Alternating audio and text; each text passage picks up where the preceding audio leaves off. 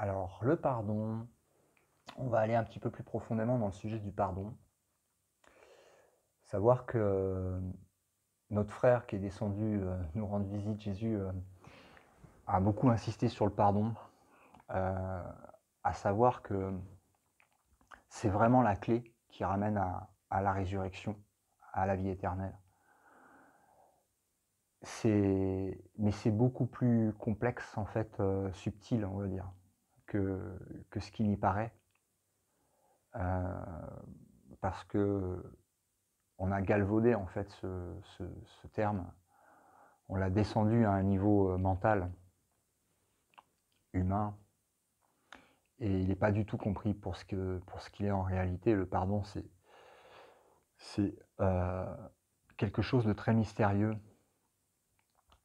mais qui est extrêmement puissant et qui est pas du tout mental. Je te pardonne de m'avoir fait du mal sur un niveau mental, on va dire. Euh, quand, quand tu pardonnes, la première chose que tu te pardonnes, c'est à toi-même en fait. Euh, quand tu pardonnes aux autres, ça a une fonction, mais, mais c'est tellement beaucoup plus puissant en fait de se pardonner à soi-même et de ne pas intégrer en fait les autres dedans parce que bon, je dis pas que c'est pas nécessaire de passer par le pardon aux autres, hein, c'est pas ce que je dis, hein. Mais il y a un niveau beaucoup plus haut en fait, voilà, de pardon, c'est quand tu commences à tourner le regard vers l'intérieur et à regarder en fait tout ce que vraiment tu as pu faire en fait, le personnage on va dire, parce que c'est pas vraiment toi.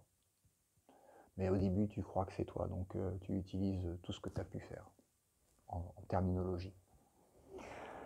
Et, et tu vois en fait,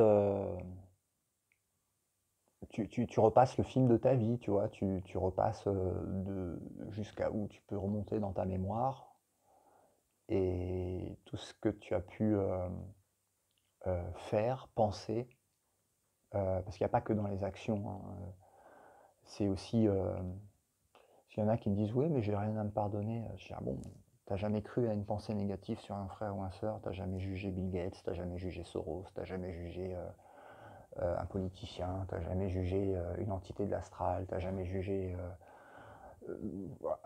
Là, quand tu commences à poser les bonnes questions, en fait, tu vois les. Ah oui, quand même. Bon, ouais, soyons sérieux. Tant qu'on est identifié en fait dans le personnage égotique, il faut bien regarder les choses en face. Il y a des choses qu'on doit regarder à l'intérieur et qu'on doit se pardonner à soi-même. Ça, c'est la première phase. On est toujours dans l'illusion, mais c'est une phase importante pour le retour. Euh, indispensable, indispensable même. Donc, il y a il y a ce regard intérieur, il y a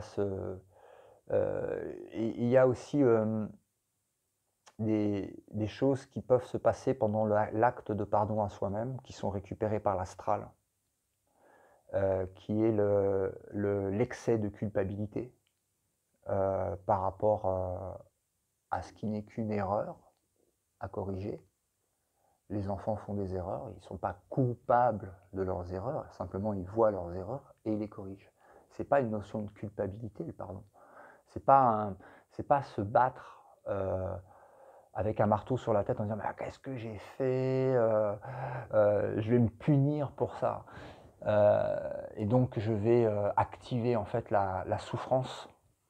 Et donc comme il y a cette souffrance qui est accolée en termes au pardon et à la culpabilité, et ben il y a oulala, je veux surtout pas aller voir ce qu'il y a à l'intérieur.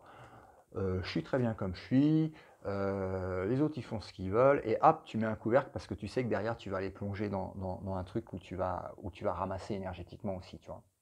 Donc il y a cette peur en fait du pardon qui est liée à cette notion de culpabilité. Mais ça, c'est vraiment l'éducation judéo-chrétienne avec leur religion complètement falsifiée qui parle à longueur de livres du péché du péché, du péché, du péché. Alors que le péché n'existe pas, seules les erreurs peuvent être là, et sont là pour être corrigées.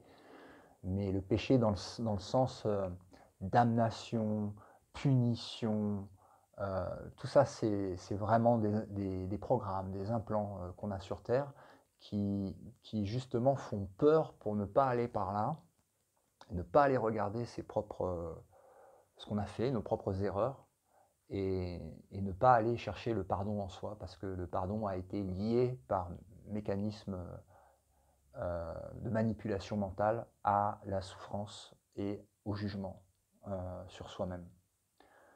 Alors que le pardon est l'opposé du jugement. Donc il y a quand même cette, cette trace, on va dire, dans le collectif humain. Donc dans le pardon, quand tu vas en fait regarder, c'est comme une revue de vie en fait, tu sais, quand tu fais ta revue de vie, d'ailleurs il joue beaucoup à ça dans l'astral aussi, c'est-à-dire que quand tu sors du corps physique, parce que le corps physique est mort et que tu passes dans l'astral, on te remonte, alors ah t'as vu, t'as fait ci, ah t'as vu, t'as fait ça, ah puis là c'est pas bien, ah là c'était bien, mais il va falloir corriger ça, donc il va falloir que tu te réincarnes, puis tu vas choisir ci et ça. Tout ça c'est l'astral, hein, c'est le rêve, hein, c'est la matrice, c'est Maya. Et puis après réincarnation, hop, oubli, etc., reproblématique. Le but du jeu c'est de rester dedans, hein, c'est un enfermement.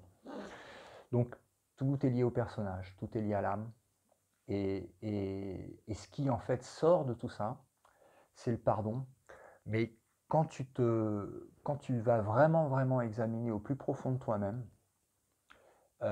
et que tu démarres en mode pardon, tu vas en fait aller voir les limites de, du pardon en fait. Tu vas aller voir les limites de ce que tu es capable de supporter en fait comme vision à l'intérieur de toi-même, de ce que tu es. Et puis quand tu tournes le pardon aussi vers l'extérieur, tu vas aussi arriver à certaines limites. Par exemple, tu vas voir, ok, mais si je dois pardonner à tout le monde, est-ce que je peux pardonner aux violeurs? Est-ce que je peux pardonner aux pédophiles? Est-ce que je peux pardonner à ceux qui veulent détruire l'humanité, ceux qui s'attaquent à la création, au monde astral, à tout ça? Est-ce que je peux aller pardonner jusqu'à ça? Et en fait, tu vas aller toucher des limites, en fait. Tu vas aller toucher les limites humaines, du mental et de son concept hyper limité de pardon. Mais en fait, tu n'as pas besoin de pardonner à l'ensemble de l'humanité et à l'ensemble de l'astral. Si vraiment tu le fais avec, avec une seule personne, mais entièrement, ou moi je prends le cas de figure, par exemple, de la personne que j'aime et à qui j'ai fait du mal, et et que je vais en fait dans uniquement dans cet exemple-là pour aller chercher en fait un pardon,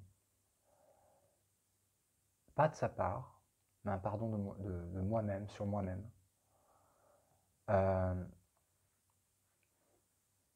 Je vais pouvoir en fait toucher, et c'est ça qui est intéressant en fait à expérimenter, c'est que là il y a le cœur en fait. C'est pas simplement une histoire qui s'est passée dans le passé ou qui se passe lointain. Là il y a vraiment le cœur, l'âme qui est touchée en fait. Donc ça va aller dans un pardon qui est beaucoup plus profond, qui vient au niveau du cœur. Et quand tu fais ce travail de pardon, si vraiment tu arrives à le faire intégralement, et accepter en fait totalement ce qui s'est passé, et le pardonner totalement, et ben en fait tu vas c'est comme si tu vas pouvoir le faire en fait à la fois pour toi-même et à la fois pour tout le monde en même temps. Parce que quand tu vas à ce niveau en fait de pardon, bah après tu vois plus les choses de la même façon. Quand les choses se produisent, que ce soit toi ou que ce soit ton personnage ou un autre personnage qui fait les choses, bah, simplement tu vois le niveau d'inconscience qui a mené à ça et tu vois que c'est juste un état d'endormissement d'inconscience, une erreur, et qui ne reflète en rien en fait l'être divin euh, que tu es ou que tu vois dans l'autre. Et quand tu ne vois plus que l'être divin en l'autre ou en toi-même, en l'objet de ton pardon, mais entièrement, ben en fait, il y a tout qui disparaît. C'est comme un mur qui s'effondre avec tout le passé, pouf, ça tombe. Et là, il n'y a plus rien, il n'y a que l'être divin en face de toi. Peu importe ce qu'il fait, il pourrait te jeter des couteaux à la figure, n'importe quoi. Tu ne vois que l'être divin en face de toi. Tu vois aussi l'inconscience, tu vois aussi les trucs, mais tu vois que l'être divin en réalité. Et, et c'est là en fait que tu touches à la réalité. Parce que quand tu le vois, que ce soit pour toi ou pour l'autre, quand tu arrives à ce niveau de pardon, tout ce que tu as pu faire comme erreur est pardonné automatiquement.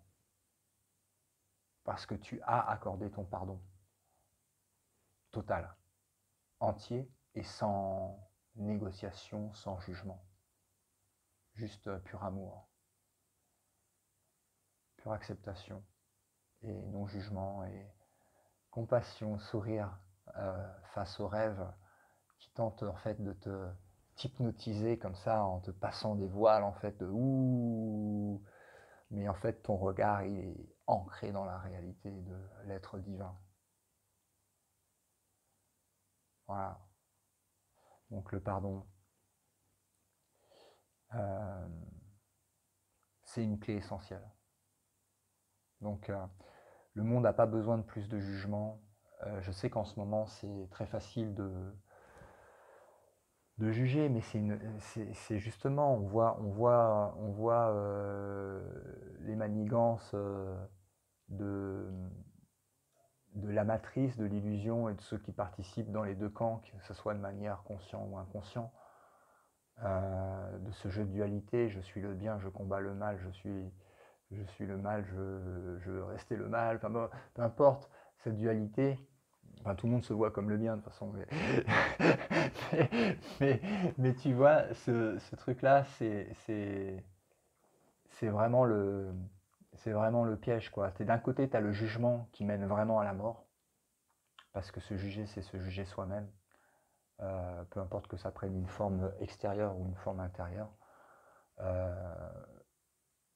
Par contre, observer et rectifier les erreurs, c'est pas un jugement, c'est la conscience. C'est de la lucidité. Maintenant, quand tu vois en fait ce qui se passe dans le monde actuellement, ben, comme on l'a vu dans la vidéo précédente, donner c'est recevoir. Donner le jugement à l'inconscience, bah, c'est rentrer encore plus dans l'inconscience et se prendre encore plus d'inconscience et de retour, de plonger énergétiquement. Alors que, au contraire, ce qu'on voit actuellement, c'est une immensité de cas, de situations, d'opportunités d'apporter son pardon.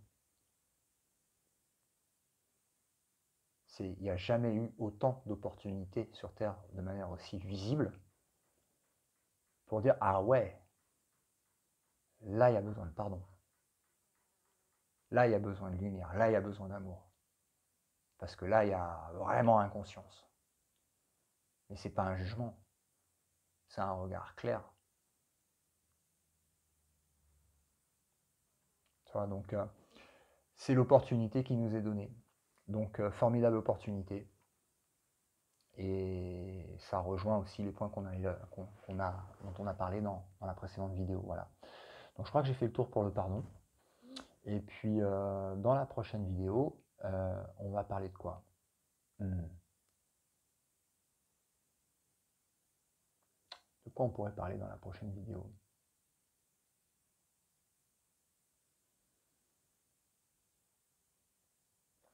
On peut parler de la peur de la réalisation et du désir de rester dans le personnage, de continuer le rêve en fait. Intéressant ça.